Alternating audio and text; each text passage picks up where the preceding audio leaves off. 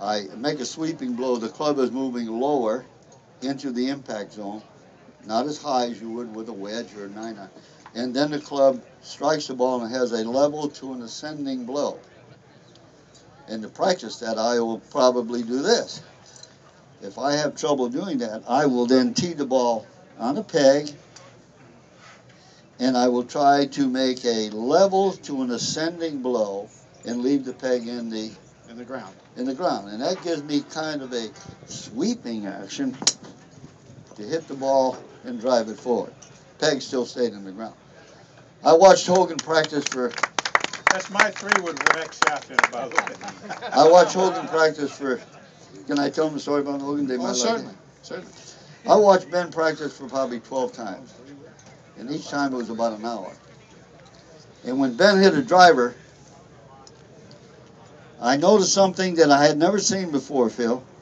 Every driver he hit, the peg never what? Really? Peg never left the what? Never left the ground. And when I saw the hip thrust and go like so, I knew the club face had to go where? Go out. Up. And you know, he had a fast clearing at impact and then square contact with the club moving up and accelerating through the ball. So when I address the ball, the 2 things that I'm aware of more than anything is my hands or my feet. Because you can't control action without traction. If I took my hands off the club, my feet off the ground, I've got Toyota. They missed that one. Remember the Toyota? I got that one. But my body's totally out of what? Control. My brain tells me about it.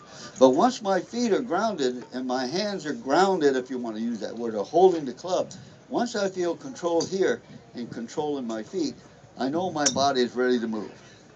When I played basketball, it was boom, boom, boom, boom. Feet and hands. Right, Mike?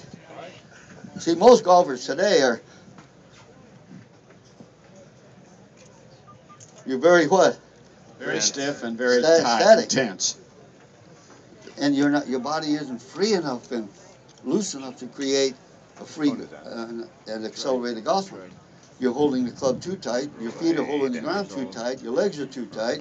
Your hips are too tight. Your body's too tight. I'd rather take a loose swing and tighten it up than look at a tight swing that I don't think I can loosen up. And that we see constantly. Today, it's amazing how few of you are taught grip pressure as such. And I think that there's 2 or 3 things in our teaching today that really